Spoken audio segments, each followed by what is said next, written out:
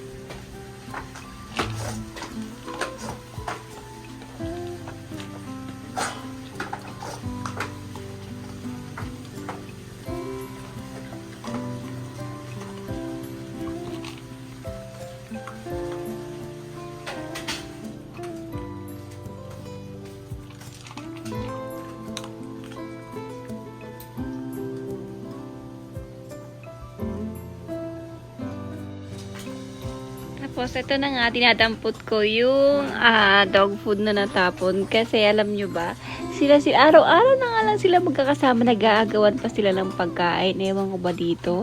Tapos, alam nyo ba, yung favorite dog food nila is itong pedigree. Pag pedigree yung dog food nila, ay talagang pinag-aagawan nila.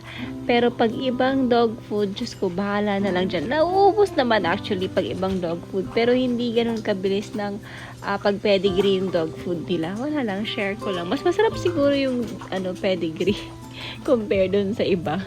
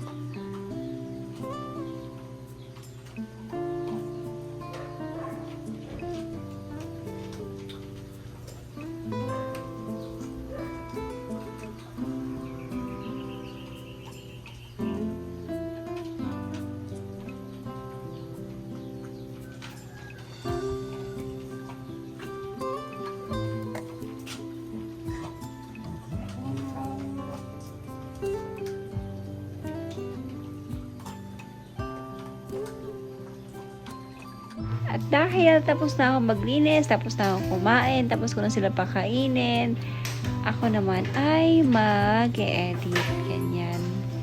May ginagawa din kasi ako, work from home, ganon, charot-charot. Pero hindi siya as in, totally, wala lang, parang, kahit na paano, meron kinikita, ganon. Ayun lang. So, dito ko na lang din i-end yung aking vlog. Kasi wala naman nangyari sa akin ngayong maghapon, kundi humilata. Bye! See you in my next video!